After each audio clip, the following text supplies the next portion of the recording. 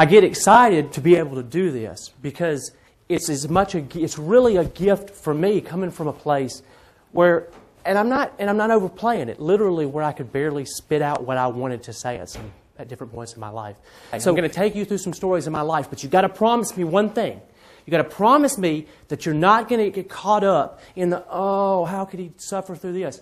Because you have your own adversities, and this is not a matter of me comparing mine to yours and you comparing yours to mine. It's that we've all, on some level, can deal with challenges that have to be overcome if we want to do what we're all here to do, to make an impact in this world, to create our best life. Take you through my stories. I want you to remember without a doubt, trust me, if I can figure out a way that life works itself out and I figure out the skills it takes to do this, you guys can do what I've done times, you can't even imagine what you're capable of doing. But it does take being uncomfortable sometimes. You don't always have to get everything right, but you got to take steps.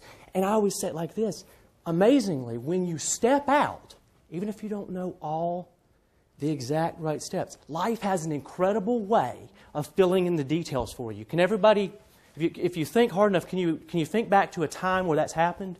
You really didn't know how it was going to happen, but if you're really honest with yourself, and maybe you're going through a challenge right now, but if you're really honest with yourself, you'll look back and you say, I had to go through that to get here. I had that little adversity. By the time I was about 8 or 9 years old, I was diagnosed with what's called Tourette's syndrome. Is anybody familiar with that? Honest answer. When you first heard that, how many people thought I was going to start cursing at you? I'm not making light of it. It's okay. Because people think that. Actually, that's a really small percentage of people that have Tourette's that do that. But it can happen. It is a symptom. It's always been mild for me up until a certain point. So, kind of backing up, and trust me, you'll hear when it stopped being mild. That was what Molly talked about, and we'll get into that. And again, that's when you're going to have to really hold up to your promise that I asked for earlier, where you take the focus off of what I had to go through, and you apply it to your own life. Okay?